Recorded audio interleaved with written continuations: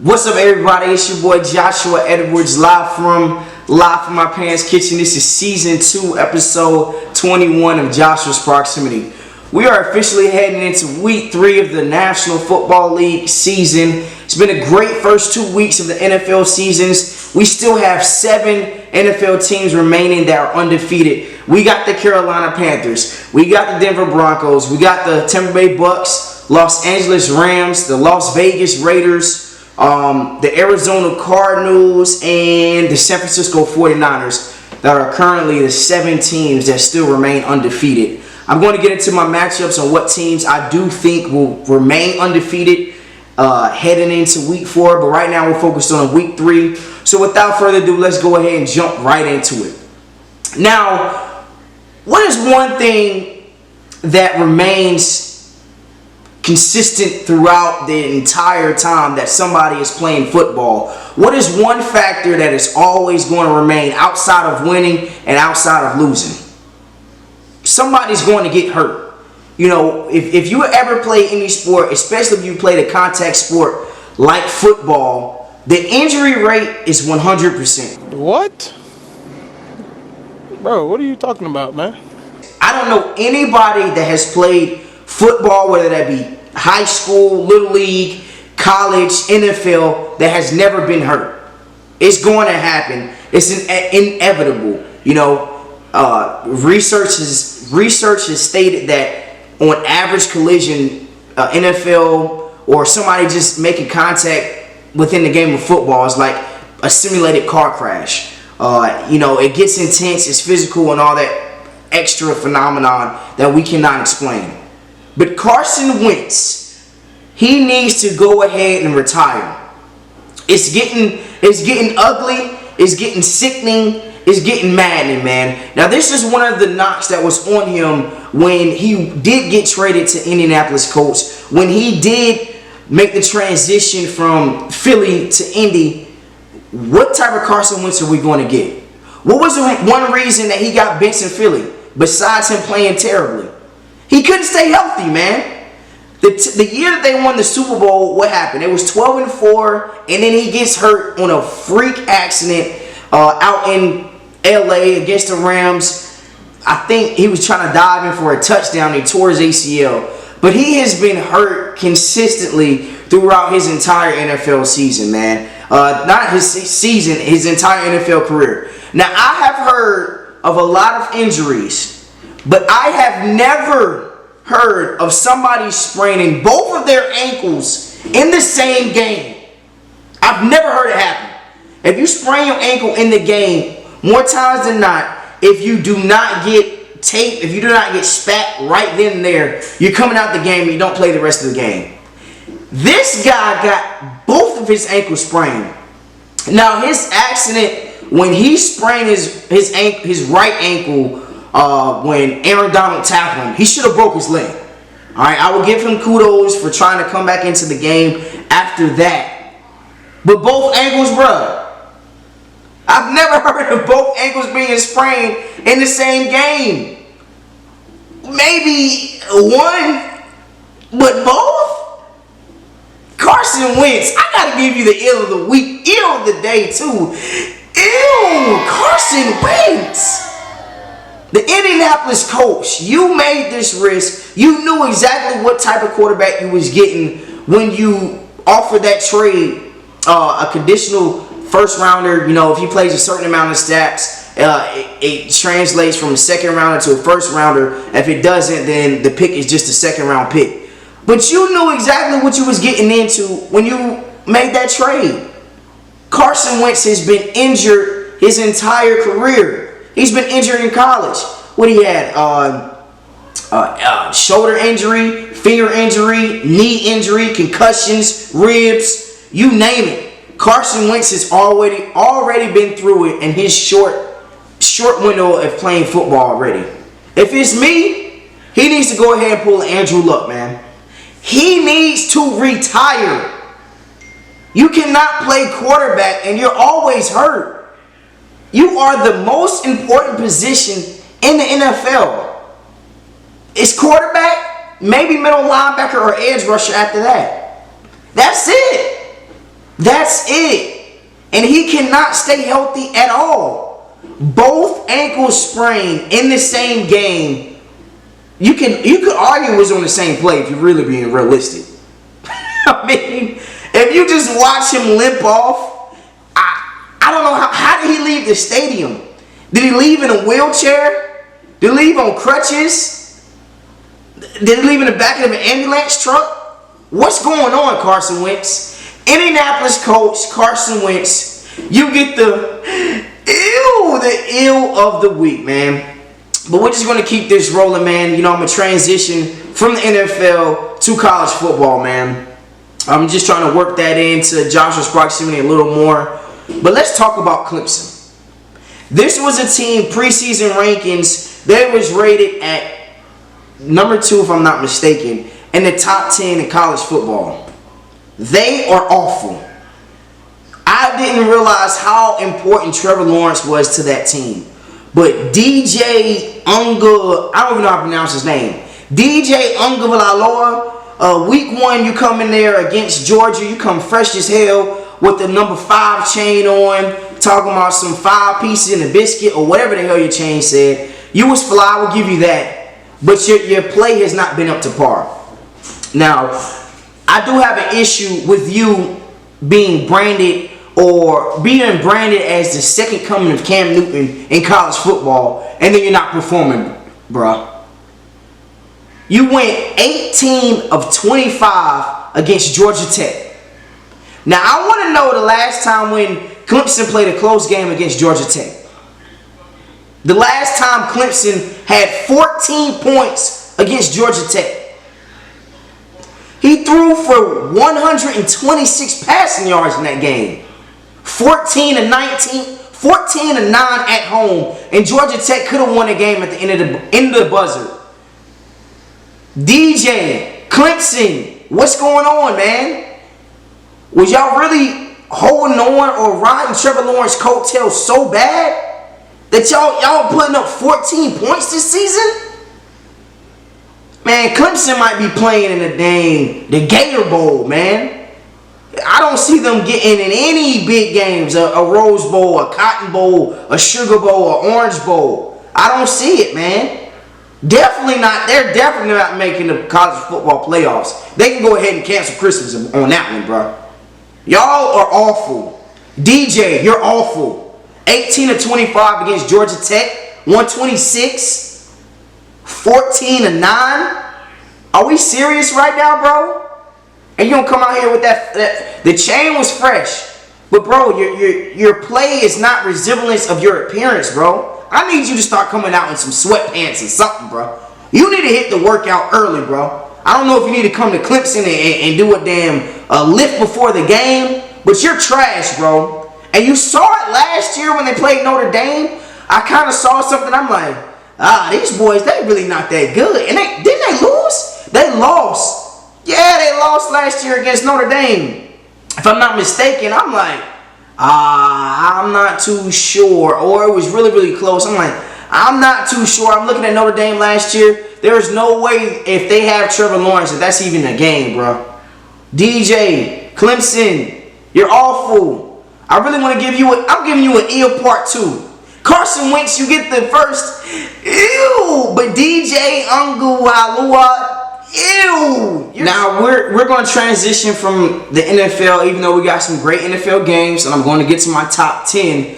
Let's transition to talk about the guy that needs to be ridiculed again. Ben Simmons. Now, he has come out and stated that he is not reporting to training camp, but at the end of the day, I do understand that he does feel betrayed by his coaching staff, by Joel Embiid, by the 76ers organization. But I still feel like he has to look himself in the mirror. I understand that he needs to improve his game. It's just that simple. At the end of the day, you know, you put a lot of the blame on Joel Embiid. You want to talk about the Sixers organization. You want to talk about the head coaching staff and Doc Rivers. But at the end of the day, Ben Simmons, I do believe that you do need to report to training camp. Yes, you do want to be traded, but it's not making yourself look, I guess you could say, quote unquote, professional. Yes, the team, we do know that the team doesn't want you. So I can kind of see where he's kind of reluctant on not showing up to training camp. But dude, what are you going to be doing, man? Because I know you're not in the gym really working on your jump shots, bro. I know that you're not, that stuff that you're posting on IG, it's not going to translate to your game, bro. It hasn't translated for the last 4 seasons.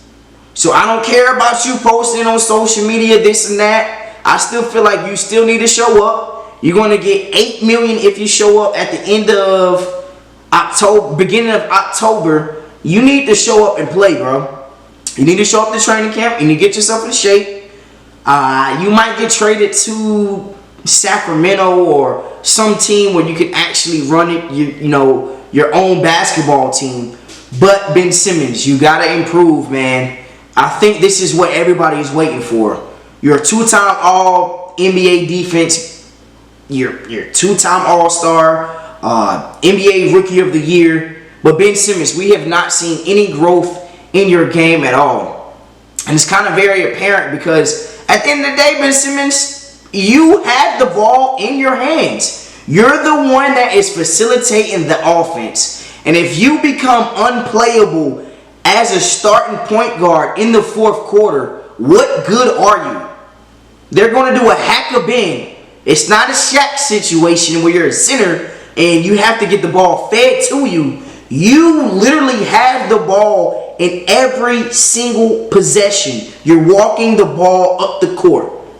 Ben Simmons, we've already stated this. We've been on this on the last episode, on the last couple of episodes, when the infamous, I'm up under the rim and I'm going to pass it to whoever the guy is and he's going to get fouled and he's going to make 1 out of 2 free throws when I had an open dunk. That's coming back to bite you. Ben Simmons, I'm expecting more, brother. So let's go ahead and jump right into the hierarchy of Joshua's proximity, man. I know a lot of people have been waiting on it, but here is the top 10. Let me go ahead and show you my poster board. So if you can see it right now, hold on, but get up the poster board one more time. Yeah, this is what we're looking like, all right? So at number 10, we're going with the Green Bay Packers. Now, there's not a lot of respect in beating the Detroit Lions. We know that the Detroit Lions are a bad NFL team. Good teams beat bad teams when it's needed the most. Aaron Rodgers is still a phenomenal talent at quarterback, but that's still that week 1 loss. It still tanks my mouth, so I can't move them up above these next 9 teams. At number 9, we got the Carolina Panthers. First time, we're 2-0. We are looking like a really, really good football team. We're top 2 in total defense. We're top 2 in rushing defense. My defense is looking stout. Christian McCaffrey is back in action. We play against the Houston Texans, but I know we'll win at least about 14 points. At number 8, I like the Baltimore Ravens. Now, the reason why the Ravens are above the Carolina Panthers and above the Green Bay Packers are because they beat the reigning defending AFC champions. And they came back when their offense is facilitated around that running game. I got to give the Ravens some credit. There's nothing else to say, man. They're 1-1. They did an excellent job by coming back and beating the Kansas City Chiefs. At number 8, I'm loving the Baltimore Ravens. At number 7, the Las Vegas Raiders, man. Now, this team, they're undefeated, and they have 2 really good wins. One against the Baltimore Ravens in week 1, and then they go in Pittsburgh, and they beat the Pittsburgh Steelers. Now, whatever you want to say, the Baltimore Ravens and the Pittsburgh Steelers, they are in the AFC North, which is always a physical conference year in and year out. These are 2 solid organizations year in and year out. And the Las Vegas Raiders went and they beat both of them teams soundly too. So at number 7, I like the Las Vegas Raiders. At number 6, we're going with the Buffalo Bills. Now, it's kind of the same situation with the Green Bay Packers. How much respect do you get for beating a really bad team? Now, I'm not saying the Miami Dolphins are really, really bad, but they're not a good football team without Tua, and he's going to be out some week with some fractured ribs. They won 35-0. So I like the Buffalo Bills at number 6. I still think that they have a lot more to get into. as far as the running game, but the Buffalo Bills are number 6. Number 5, the San Francisco 49ers. They are one of the remaining 7 NFL teams that are undefeated. The only other team that I left outside of the top 10, the Denver Broncos, because of Teddy Bridgewater. But we're talking about the San Francisco 49ers right now. And their defense, their quarterback play, it could be better. But their running game, you can plug any running back in there, and they're going to do great with that team. So at number 5, the 49ers. At number 4, the Arizona Cardinals. Now, this is a team that kind of worries me a little bit. They're too reliant on Kyler Murray. I'm not saying that's not a bad thing to rely on, but they have to start running the football. They got to start running the football with James Conner. They got to start running the football with Chase Edmonds, just to alleviate some of the pressure off of Kyler Murray, so that you can get him out in space, so that you can get some play action going with Kyler Murray out on the edge, throwing to DeAndre Hopkins, to AJ Green, to Christian Kirk. So at number 4, I like the Arizona Cardinals. At number 3, a team that I'm still a little iffy on, and we're going to find out this week when they play against the Tampa Bay Buccaneers. But number 3, I like the Los Angeles Rams, man. For everything I just stated. Their defense is stout. Their offense is clicking. Cooper Kupp is balling on another level. He's looking like a first-team All-Pro receiver right now. Matthew Stafford looks like he belongs. And Sean McVay looks like he has his guy. So at number 3, we're going to see exactly what the Los Angeles Rams has this weekend. But at number 3, I like the Los Angeles Rams. At number 2, Kansas City Chiefs, man. I would like for them to close out that game. They had a shot at the end of the game. If Clyde Edwards-Helaire does not fumble the ball, they go down there and they at least kick a field goal to win the game. But you know Patrick Mahomes is at least going to put it in the box, if anything. The Kansas City Chiefs, it was an okay loss. I'm not saying that any loss is great, but they played the Baltimore Ravens at home. They were up big. Defense had 2 or 3 interceptions. One went back to the crib. Tyrann Mathieu was all over the place in his return back against the Baltimore Ravens in the second week. So I like the Kansas City Chiefs at number 2. At number 1, the defending Super Bowl champions, Tampa Bay Buccaneers, man. Now they're going to have a tough one on their hands, flying out west against the Los Angeles Rams, where the Super Bowl will be hosted. But at number 1, I do like the Los Angeles Rams. So let's go ahead and get into our matchups heading into week 3. Panthers versus Texans. You know how I'm rocking. Panthers. Chargers versus the Chiefs. Great one. I'm going with the upset. Let me go with the Chargers this game. The Cardinals versus the Jags. The Jags need to start running the football, or Trevor Lawrence is going to be retiring within the next 4 seasons. So I like the Cards big. Bears versus the Browns. First time Justin Fields will be starting, but you don't want him starting against that defense. With that being said, I'm going to go with the Cleveland Browns. Washington versus the Bills. I like the Bills in this game. Colts versus the Titans. We just talked about my ill of the day, so no, the Colts do not win this game. The Tennessee Titans. The Saints versus the Patriots. I don't know how the Saints are underdogs in this game. Like, what? I like the Saints over the Patriots. Falcons versus the Giants. Give me the Giants. Give me Saquon. Bengals versus the Steelers. I like the Steelers. It's going to be closer than a lot of people think, though. I like the Steelers. It's going to be real close. The Ravens versus the Lions. Stop it. The Lions, they're getting a top 4 pick this year, heading into next year's draft. The Jets versus the Broncos. Don't be surprised if the Jets make this a game. But I'm going with the Denver Broncos, like them 3-0. Dolphins versus the Raiders. No Tua. Raiders are balling. Give me the Raiders. The Bucks versus the Rams in Los Angeles. AB, he might be out due to COVID. Give me Tom Brady, though. Seahawks versus the Vikings. I like the Seahawks in this game. Packers versus the 49ers at the 49ers. Last time we saw Green Bay and San Francisco, they got the brakes beat off them. And they might get the brakes beat off them again. But I'm going to go with Green Bay in this matchup. Eagles versus the Cowboys. I like the Cowboys, man. As much as it pains me to say, I like the Cowboys. So, as always, that concludes Season 2, Episode 21 Josh's Proximity. We out.